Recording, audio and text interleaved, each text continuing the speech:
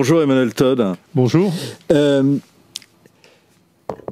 que le retour de Trump ne permet vraiment pas un retour de la grandeur américaine ? Moi, je pense pas, parce que je sais que tout le monde vit ou essaye de vivre Trump comme un homme victorieux. Et il l'est, en un sens, dans son propre système. Mais il est victorieux dans une société, dans une économie qui part en morceaux, en fait. Qui surtout, en plus, est en train de perdre une guerre à l'échelle mondiale contre la Russie. Et donc, en fait, à la surprise générale, parce que je sais que tout le monde est dans l'ivresse de l'hyperpuissance de Trump en tant qu'individu magique, etc. Mais il va passer dans l'histoire. Tout le monde, enfin, passer ses adversaires et passer des tracteurs, il en garde beaucoup. Non, mais il le pense dangereux et puissant, quand même. Mais en fait, il passera dans l'histoire comme le président de la défaite des États-Unis. Donc le job de Trump, ça va être de gérer la défaite des États-Unis face à la Russie. On ne le voit pas encore, mais c'est ça qu'on va vivre dans l'année. Alors, justement, on va revenir justement sur ces différents enjeux, mais justement, moi je voudrais quand même avoir votre point de vue. Ça fait plusieurs semaines, je le dis, je vais tout vous dire, je dis, mais ce serait bien d'avoir quand même le commentaire d'Emmanuel Todd sur la réélection de Trump. Comment vous avez analysé sa victoire ? Je l'ai analysé un peu à l'envers des gens. Les gens parlaient de poussée de Trump dans les électorats latinos, noirs, quelque chose de genre. Mais en fait, ce qui a été manifeste, c'était plutôt l'effondrement de l'électorat démocrate. Donc ce que j'ai senti dans l'élection de Trump, ça n'est pas tellement une poussée positive de la société américaine vers un nouvel espoir qui serait Trump. Je l'ai vécu comme une perte de confiance dans le camp adverse. C'est-à-dire que je crois qu'on est, on est des sujets des États-Unis à l'échelle géopolitique. On obéit et on attend de nos maîtres qu'ils décident pour nous. Et on s'excite inlassablement sur l'alternance américaine. On se dit, est-ce que ça va être bon pour nous ? Est-ce que ça va être mauvais pour nous ? Et des choses comme ça. Mais ce qu'on n'accepte pas de voir, c'est que la tendance historique de fond, c'est un déclin des États-Unis. C'est-à-dire une chute des capacités productives. Pour vous, l'Empire américain a définitivement décliné ? Oui, enfin, dans mon livre, la défaite de l'Occident, j'essayais de comprendre l'incapacité industrielle et militaire américaine, l'incapacité à soutenir l'Ukraine, à produire des obus, à produire assez de missiles et des choses comme ça. Et puis je remontais par étapes à l'incapacité à produire des ingénieurs, c'est-à-dire des gens qui savent faire des choses.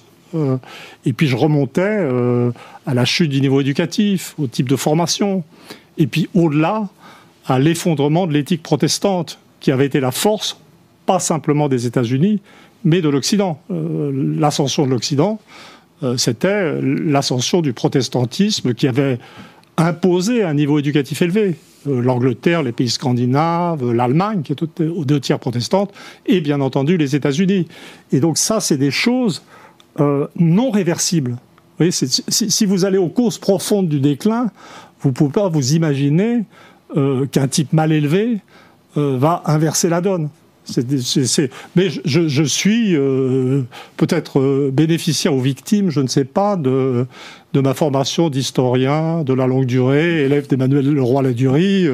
J'applique au présent ce qu'on m'a appris à faire pour le XVIIIe siècle.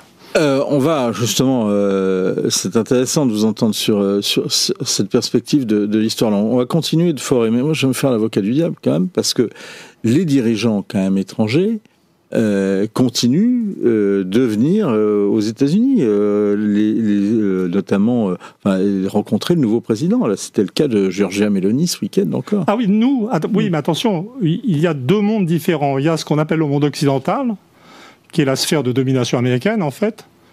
L'OTAN plus la Corée et le Japon. Alors nous, on est dans le système. Vous mettez l'Australie aussi dedans ? Oui, toute l'anglosphère. Ça va de soi. La Nouvelle-Zélande, si vous voulez, on peut rajouter des choses comme ça. Et le Canada, bien sûr. Et nous, on est dans le système. On est dans le système de pouvoir auquel nos dirigeants, appelons les choses par leur nom, notre oligarchie est soumise. Et donc nous, pour nous, c'est important où on croit que c'est important d'être bien avec les patrons. Mais à l'extérieur je dirais, de la sphère de domination américaine, la vision qui existe, c'est très très clair d'ailleurs dans le dernier bouquin écrit par le ministre des Affaires étrangères indien, tout le monde à part nous a la vision des États-Unis comme en déclin. Et tous les autres, dans les années de guerre, à partir du moment où ils ont vu que la Russie tenait le coup, ce qui pour ce que les Russes appellent maintenant la majorité globale, a été une sorte de divine surprise. En fait, c'est le monde qui était économiquement exploité par les Occidentaux, et le reste du monde, en fait, attend la victoire de la Russie comme une libération. Il ne voit pas du tout les États-Unis comme dans une phase ascendante. On va revenir justement sur la question de la Russie et de la guerre en Ukraine. Il y a quand même une question sur le déclin américain que moi je me pose. D'abord, déjà, sur cette peut-être sur cette dichotomie entre les États-Unis, enfin le système américain et ses alliés occidentaux, tel que vous le décrivez donc dans La défaite de l'Occident, votre dernier livre, et puis ce que vous appelez le reste du monde.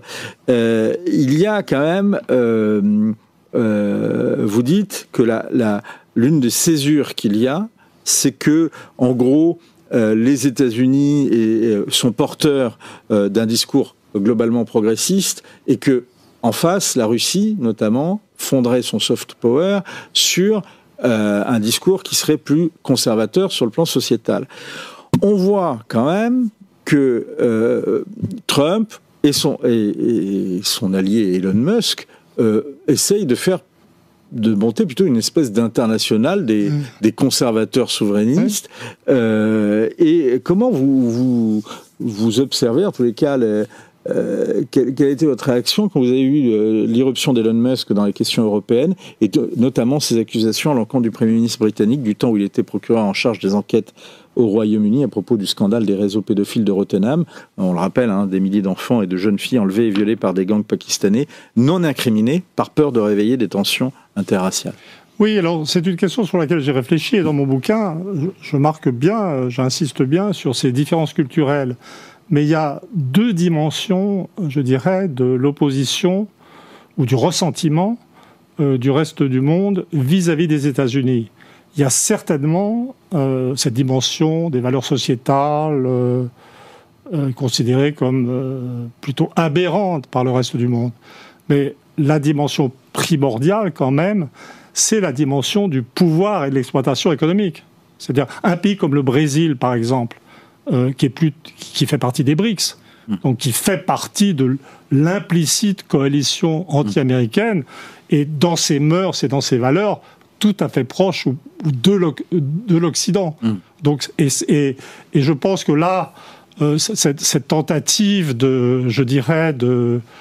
je vois bien ce dont vous parliez, cette espèce de nouveau national-conservatisme, et qui serait censé être en phase avec le poutinisme même, finalement.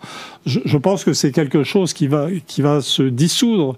Par exemple, si vous prenez l'exemple des partis d'extrême droite, enfin dits d'extrême droite, je dirais plutôt néoconservateurs ou conservateurs populaires européens, qu'on soupçonnait à une certaine époque, ça n'est déjà plus du tout le cas pour Mélanie, en fait, qui a pris violemment parti pour le camp adverse. Enfin, violemment est exagéré. Et on disait, ces gens ont des valeurs... Nettement. Comment ? Nettement. Voilà, c'est mieux. Ont des valeurs communes avec Poutine. Mais en fait, il y a déjà une faille fondamentale. Les Russes, la doctrine fondamentale russe n'est pas le conservatisme. C'est un idéal de souveraineté. C'est un idéal de souveraineté absolue. Les Russes veulent la souveraineté de la Russie et ils ne se laisseront pas marcher sur les pieds. C'est un idéal qui, pour nous, est assez difficile... c'est difficile de sympathiser. Comme nous, on est dans les abandons de souveraineté, c'est assez difficile de sympathiser. Mais l'une des conclusions qu'a tiré Poutine, ou plutôt les dirigeants russes, de cet impératif de souveraineté, c'est que comme il y a 15% de musulmans en Russie, et comme les pays arabes ou musulmans en général sont essentiels pour leur soutien contre les États-Unis, il n'y a pas d'islamophobie en Russie. C'est-à-dire que être bien avec les musulmans, ou avoir une attitude positive vis-à-vis de l'islam. C'est d'ailleurs pour ça que le sommet des BRICS a eu lieu à Kazan, où il y a une magnifique mosquée qui est la capitale d'un État interne musulman, la Russie. Donc c'est fondamental. Alors que... Il n'y a pas d'islamophobie en Russie, vous dites, mais enfin quand même il y a une guerre terrible contre le terrorisme islamiste, où il y a eu quand même plusieurs attentats à Moscou, et une guerre contre la Tchétchénie. Ah bah oui, mais il est... et avec les soutiens wahhabites en Tchétchénie. Je sais qu'on me soupçonne d'être un agent du Kremlin, ce qui n'est pas vrai, je le précise, mais je n'ai jamais dit que les Russes ou le régime russe, c'était des gens commodes. Donc ils ont mis le pas en Tchétchénie, et les régiments tchétchènes, d'ailleurs, maintenant sont le fer de lance de l'armée russe en Ukraine. Donc, de ce point de vue-là, il n'y a pas de problème. Mais l'un des définisseurs des points de départ des populismes conservateurs européen, c'est l'islamophobie. Donc dans cette dimension... C'est l'islamophobie ou en tous les cas une obsession de l'immigration. Un souci de l'immigration. Voilà. Je n'ai pas dit le terme islamophobe est un terme polémique. Donc, oui. Je n'ai pas dit que une hostilité à l'islam politique. Voilà. Et donc il y a une faille. Et ce qui va apparaître, c'est que en dépit du conservatisme moral affiché par Trump, et de ce que ça pourrait supposer de rapprochement avec des choses équivalentes en Europe, on va s'apercevoir que ce qui est fondamental, c'est la relation de pouvoir et d'exploitation économique. Vous dites, si je vous suis, qu'il peut y avoir finalement un malentendu avec les Russes sur le rapport avec l'islamisme et le rapport au monde arabo-musulman. C'est-à-dire que pour les Russes, l'un des phénomènes de la guerre, ça a été le rapprochement entre l'Arabie saoudite et la Russie, qui se sont mis à gérer conjointement, le marché pétrolier. Ça a été le rôle de la Chine dans le rapprochement entre l'Iran, devenu de plus en plus un allié de la Russie, et l'Arabie saoudite. En fait, ce qui se dessine, je crois qu'on a du mal, nous occidentaux. Moi, je suis un occidental, je suis fondamentalement peiné de cette situation. Mais c'est qu'on a énormément de mal à regarder le monde par les yeux des gens qu'on a dominés depuis la révolution industrielle. C'est-à-dire l'idée que, quels que soient les systèmes politiques, les systèmes sociaux, le statut des femmes, le degré des libertés, parce que l'Inde est une grande démocratie, la plus grande du monde, le Brésil aussi c'est une démocratie. On a pesé, on a exploité, pesé, dominé ces mondes, et que l'appel de la liberté, l'idée d'être débarrassé de nous, peut être quelque chose de très fort. C'est paradoxal parce qu'on est dans une phase où, quand on regarde les universités, on voit des tas de gens qui se lamentent sur nos torts pendant la période de l'esclavage. On est dans une sorte de rétrospective, de se frapper sur la poitrine pour tout ce qu'on a fait de mal dans le passé. Mais la vérité, c'est que la globalisation, la deuxième après celle de vers 1900, la globalisation récente, celle qui a suivi la chute du mur de Berlin. Voilà, a été la mise en exploitation des populations actives du reste du monde. Emmanuel Todd, un historien et anthropologue français, est connu pour ses analyses provocatrices et percutantes sur la géopolitique mondiale. Dans une interview récente, il a affirmé que le rôle principal de Donald Trump, ancien président des États-Unis, serait de gérer la défaite américaine face à la Russie. Cette déclaration choc s'inscrit dans un contexte international marqué par des tensions croissantes entre les grandes puissances, notamment en raison de la guerre en Ukraine, qui oppose indirectement l'Occident à la Russie. Todd critique la manière dont les États-Unis, à travers leurs interventions et leur stratégie mondiale, ont perdu de leur influence et de leur supériorité face à des adversaires comme la Chine et la Russie. Pour lui, Trump représente un tournant dans la politique américaine, car il incarne une sorte de repli stratégique et symbolise l'échec d'une domination mondiale que les États-Unis tentaient de maintenir depuis des décennies. L'analyse d'Emmanuel Todd repose sur l'idée que les États-Unis sont en train de vivre une forme de déclin, un processus qu'il attribue à des raisons économiques, culturelles et stratégiques. La montée en puissance de la Russie et de la Chine a profondément modifié l'équilibre mondial. La guerre en Ukraine, selon Todd, est un exemple frappant de cette dynamique. Il estime que cette guerre a révélé les limites de l'influence américaine et la capacité de la Russie à résister à des sanctions et à des pressions considérables de la part de l'Occident. Pour Todd, Trump, bien que souvent critiqué pour son style et ses déclarations controversées, a compris que les États-Unis ne pouvaient plus jouer le rôle de gendarme du monde. En ce sens, il voit en Trump une figure pragmatique, prête à négocier avec des adversaires comme la Russie, plutôt que de s'engager dans des conflits interminables. En outre, Todd souligne que l'Europe, sous la forte influence des États-Unis, a également échoué à développer une véritable autonomie stratégique.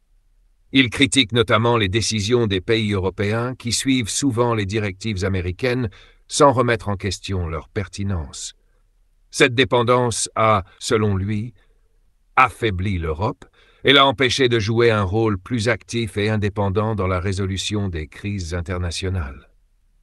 La guerre en Ukraine illustre également cette impuissance européenne, car les décisions clés sont largement influencées par Washington.